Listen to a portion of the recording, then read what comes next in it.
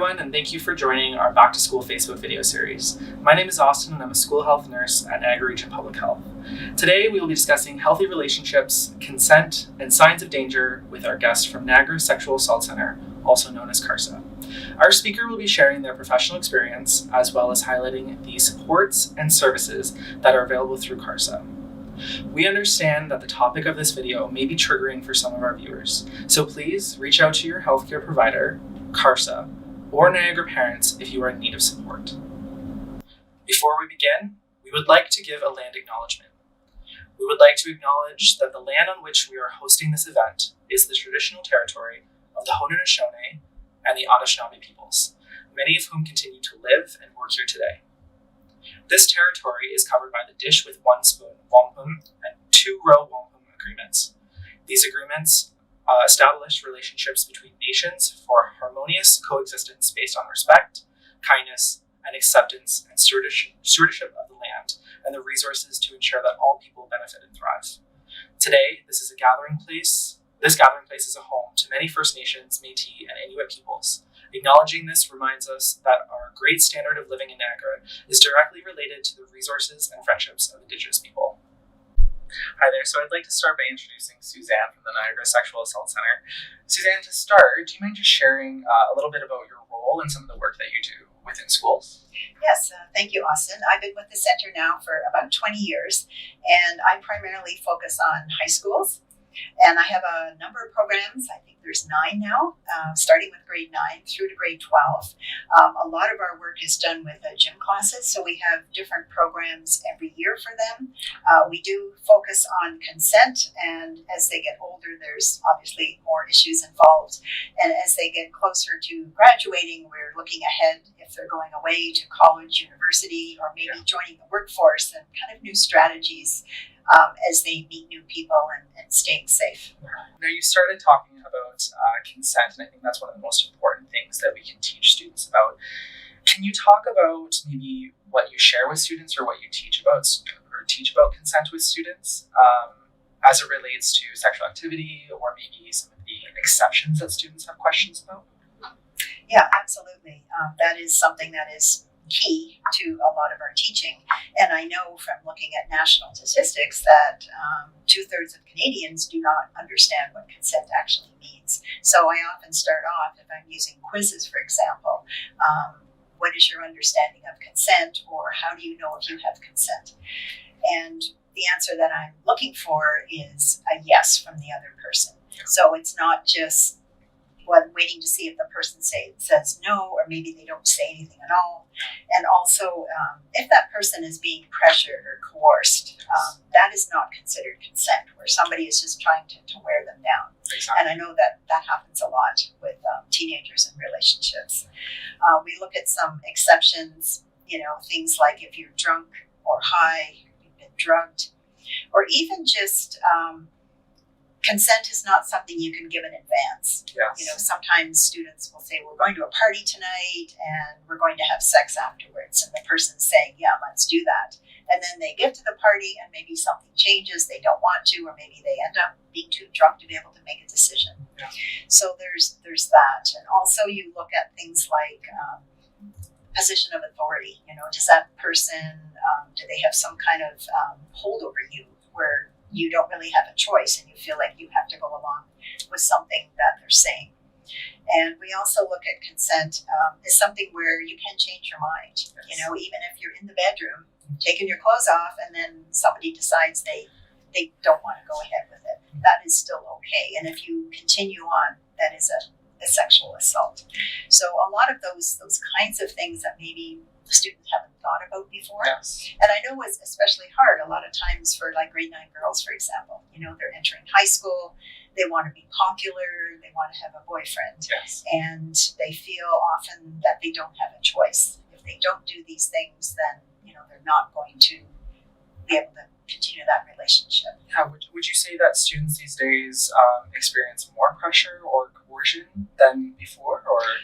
I would imagine so with social media. I think there's so much more of it out there. Yes. where they're being asked to send the naked pictures, often, not too long after having met somebody online, or even maybe somebody at their school. So yes, I think definitely there is a lot more pressure, and there's that, even taking selfies and wanting to always look beautiful and being able to attract someone, when there's nothing wrong with that. Yes. But when it's being used inappropriately, it can be used against the person, then that's a problem. And we talked about grade 9s going into high school. We talked about a little bit about sexual activity. Do you mind sharing with parents about the age of consent?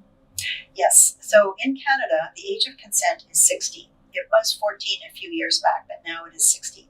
But there are exceptions to that. And as I mentioned earlier, somebody who is drunk or high is not in a proper state of mind to give consent. Exactly. And then there's also some age exceptions as well. So if you have somebody who is 14 or 15 years old, they can have consensual sex with somebody up to 5 years older, and it's not considered a criminal offense. And for 12 and 13-year-olds, for somebody who's up to 2 years older than them, is also okay, of course, providing it's consensual. So never okay when they're under 12, never okay when they're closely related to that person. I think that's something that a lot of parents aren't aware about, or something that we don't hear about. So thank you for sharing that. When we talk about consent, and when you go in to talk to students about sexual activity and consent, a big piece that we talk about with teachers and that teachers share in the curriculum is about healthy relationships. Can you maybe speak to a little bit about that? I understand that there is a recent study that states 1 out of 3 students have experienced an unhealthy relationship. Yes, there was a new study that just came out from Statistics Canada. They interviewed about 3,000 students from across Canada. And it was very interesting that they broke it down into like physical, sexual, emotional, psychological, and a lot of it, of course, was cyber, being harassed and bullied and threatened, through the internet. So I think it has gone up a lot, because when I started doing programs initially around healthy relationships, it was 1 in 5 teenagers reporting that they had experienced this, and now it is much greater. And as it relates to healthy relationships and what you're teaching in schools, I know you and I previously had a very interesting conversation about some of the things that you hear about from students when you go in and you talk about healthy relationships and you talk about consent. Can you share with parents some of the most common questions that you receive? Because I think it shocked both myself and some of my colleagues, and I think it will shock a lot of parents as well. Sure, yeah. We do get a lot of questions during presentations or at the end, or sometimes we even do anonymous questions. But there are 4 that I get quite a lot. And I think the most common question I get is, how drunk is drunk? Meaning, you're about to have sex with somebody and they've been drinking. So it's often boys are asking, well, how drunk does she have to be before it would be considered a sexual assault? So we have that conversation about, well, do you think she could make a decision? Is she stumbling around? Is she having trouble talking? Is this somebody you're in a relationship with? Somebody that you really don't know very well? Somebody that you've just met? There's all of these different factors. Although even if they are in a relationship, of course, you still need consent. So it's still an issue. So that is a very interesting question. Would you say that's the most common question that you get? I would say so. And Yes. what are some other common questions that you sometimes hear? Another one, I guess, second most common question would be, what if you're both drunk? So then we talk about the fact that, well, often somebody is more drunk than the other person. Okay, so if you're thinking, well, we're both drunk and we're going to do this and it's going to be okay, you need to stop and think about that. What if that other person is not okay with this? So the next morning comes and they say, I did not want to have sex with you. Maybe they've got a sexually transmitted infection. Maybe they're pregnant. Or maybe you're going to get charged with sexual assault. So my advice, if you're both really drunk, you just don't want to go there. Yes, at all. exactly. And I guess another question, this is an interesting one, is why would you care about perpetrators? Because sometimes when I'm discussing consequences, when there is a sexual assault, the impact on the victim and on their life which is profound. Yes. And then I also say, what about the impact on the perpetrator's life if they are convicted? Or even if they're just charged? As we know, if they're of legal age, they're going to be on the internet. Their name is going to be published. Yeah. So that never goes away. And imagine the impact going forward on future relationships, because of course we all Google each other, we look at social media, and you're going to see that. Yeah. Big red flag.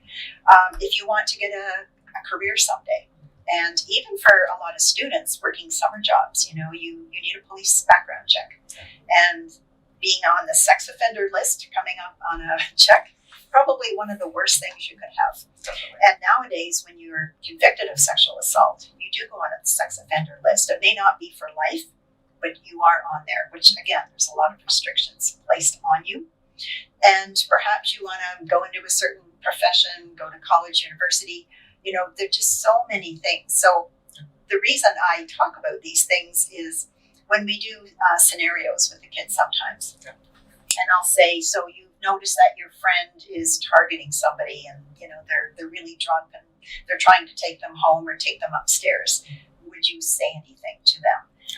And I say, you're doing your friend a big favor here, because if they are planning to commit a crime and you're stopping them, then all of these things would not happen to them. So that's why I talk about that. But I often get the kids saying, why would you care? You work with victims. Yeah, that's fair. And do you think breaking it down in situations with students or with youth, or in a parent's case, children, is a helpful way to get this message across? Oh, absolutely. We do scenarios with a lot of the different grades, and I find the students really enjoy that. You break them into little groups at the end so they have a chance to sit and discuss some of the things, and you can come up with, common things that could be happening. Yeah. Whether it's sending naked pictures, what do you do? Or, somebody being drunk. Could be transphobia messages, in the washroom, or, just so many things, sexual harassment. And I just say, be honest, tell me what you think. You don't have to tell me what you think I want to hear, but, you get a lot of opinions and different options that they can come up with. That's good. Oh, sorry, there was one more question. Oh, yeah, and this is an interesting one, and I do hear this a lot. Girls lie about being sexually assaulted all the time. Because in one of my quizzes, I offer them a multiple choice. How often do victims lie? They always pick the highest number. And that is absolutely not true. Yeah. No, I explain, this is a really hard thing to talk about, even with your friends or your family or your peers, let alone having to go to the police or go to court and tell your story. So it is very rare. So I'm saying most of the time, when somebody tells you this has happened, you want to believe them. Yes, because exactly. it's usually true. See, I think that was the most shocking thing. I remember when we discussed previously that I think parents should know too, is that these are the things that you're hearing children say when you go into schools and you share this information. One of the questions that we received from parents is that I've heard that Niagara seems to have a high rate of human trafficking. Can you talk about why that may be and why are teens vulnerable? Well, Niagara is a hub, unfortunately, for human trafficking in this country. Just because of our geography. We're very close to the border. So you have tourists coming in, wanting to buy these services. We're close to the biggest city in Toronto, and sometimes they're trafficked up and down a corridor. So they could be coming from the Maritimes through Quebec, through Ontario, and down into southwestern Ontario. So Niagara could be that hub, or in some cases, it's just it's here. Just because we have so many cheap hotels in Niagara Falls, we have strip clubs, so we have that type of environment that will attract traffickers. And for parents, what would you say the signs of human trafficking are in teenagers, or something that parents should be looking out for? Well, I think there's a number of things that could be definite red flags. Like, for example, perhaps your son or your daughter, they have new friends and they're older. And you're wondering, how do you know these people? And then they're being very secretive about it. They're not really giving you much information. Perhaps they have an extra cell phone that the person is, keeping tabs on them, that kind of thing. They may be very, very tired, because in some cases they're going to school, they're living at home, but they're doing this evenings and weekends. Yeah. The parents have no idea what's going on. They could be secretive. They They could be lying. They're not seeing much of their friends anymore. And a lot of times traffickers want to get them hooked on drugs pretty quickly so they can maintain that control. So you might see evidence of needle marks. Perhaps they're being abused by that person, so there could be some bruising or cuts. And a number of times they will be branded or tattooed with their logos or whatever it may be. Or just maybe they're spending, a lot of time online and they're talking about their problems. And that's what traffickers are looking for. They're looking for those vulnerable teens. Yes, exactly. Whether they're marginalized, whether they're just depressed, they're having issues, maybe they've broken up with their boyfriend and they're pouring their heart out and they see that. So they're stepping in to offer them what's missing in their life. So perhaps your teen's spending a lot of time, chatting with people and is just very depressed and you want to find out kind of what's going on there.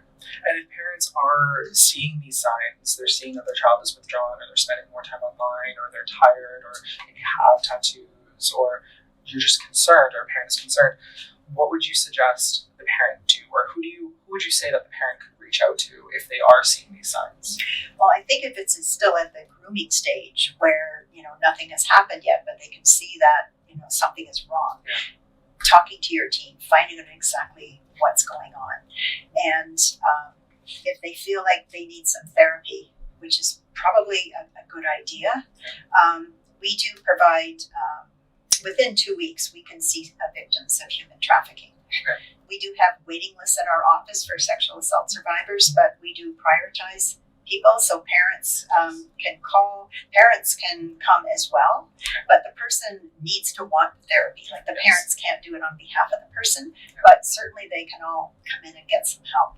And really, if somebody is under 16, of course, under 17, and this is happening, then calling the police, definitely. There's also a website with a lot of really good information and resources. It's the Canadian Centre to End Human Trafficking, I think it's called. And you can provide like anonymous tips if you know of somebody who's doing the trafficking. Victims, families, friends can post information, they can get resources, and there's a link for all the local resources across the whole country so you can find out where can I get help. That's really, really good. Yeah. We've talked about a lot of hard issues, and I think that's probably the hardest issue for parents to listen about. When we're talking about consent, when we're talking about healthy relationships, and we're talking about human trafficking, what would you say some strategies are for parents to talk to their children about these issues? Because it is a difficult one, and obviously we want to give some strategies. What would you say? What would you recommend? Well, I think it's important for parents to talk to their kids, even if it is a hard topic, to start when they're younger, talking about consent and boundaries and different things, and letting your kids know that it's okay to come to them. If they're having issues or they have questions, even if they're in situations where they feel like maybe it was their fault, they did something their parents told them not to, and now they're in trouble. So they need to know that they can come to their parents. There's not going to be judgment, and parents are going to listen to them and get them some help. So I think that's really, really important. And also just taking opportunities whenever possible. So there's a story in the media that you're all watching, about a sexual assault or cyberbullying, whatever it might be, and then discuss that, as a family. And that way, kids feel that it's okay. That it's not like a one-time thing, because there's always new issues, as we know, always things that come up, and kids do have questions, so you want them to come to you and not go to the internet to try to look up that information. I know it's something we talked about earlier about a survey I did with grade 9 girls, and that was about 10 years ago, and it was very interesting to me because we were talking about peer pressure and boundaries and things like that. And I asked them in an anonymous survey after the presentation, and I did this with about 20 or 30 classes, so it was all over Niagara. And I said, where do you get your values from? Who are your role models? And I gave them a multiple choice of things like social media, friends, music videos, parents. And I guess I thought they would pick their friends or social media, but I was wrong. And all across the board, didn't matter whether it was public or Catholic or rural or urban, the majority of students picked their parents. So they are looking to their parents for guidance Yes. and for behaviors. They would never admit that to their parents. No, of course they I'm wouldn't. quite sure. But, they absolutely are. So parents are modeling that type of behavior and, sort of practicing what they're preaching. Kids are paying attention to that and they're watching. And I really like that you said that it's not just a one-time conversation No. to seek opportunities, because we said earlier that even in classes, when you use situations, you use things in the media, and you talk through students, they really resonate with that. So They do. I like that you said to continue that conversation at home and seek opportunities to have that conversation. Yes, and often those real life stories. Yeah. They'll say to me, "Tell us more stories. Tell us more Yes. real life stuff that's happening." Or it gives them opportunity as students or as kids to share what they're experiencing and what they're seeing as well. Oh yeah. It's an interesting opportunity. Before we go, is there any services or any resources that you would like to share with parents as an opportunity for them to either learn more, or any services that you offer at the Niagara Sexual Assault Centre? Well, we provide counseling for everybody who comes in. You do need to be 14 years old and up. It doesn't matter when the sexual assault occurred, because a lot of times the people that we see, about 90% of them, they were abused as children. And they may come forward even 30, 40 years later. Yeah. But, it's never too late. So we do provide that therapy. We do quite a lot of education. We go to the hospital when there are recent assaults, and we have the victims through that process. That's good. Yeah. And there's the Christian Friends Child Advocacy Center for victims who are children who've been sexually abused, and when they're going through the court process, they can certainly help. There's victim services. There are a number of agencies in Niagara that can help as well. That's really good. Thank you so much. Thank you so much for joining us today. I really appreciate it. This is really good information that I think parents will really, really value. Well, thank you. It's good for us too, because we don't have a chance to talk to parents, just the students. So this is great. Thank you. Thank you once again to Suzanne for taking the time to share with us such important information with all of us. As a reminder, this presentation has been recorded, and all of the supportive links that were mentioned are down below. For any additional questions, please feel free to reach out to Niagara Parents by phone, live chat, or Facebook Messenger. Tune in next Thursday for a conversation with myself and school health nurse Jen as we discuss starting the conversation around consent and connecting the curriculum to home. Wishing you and your family a wonderful new school year.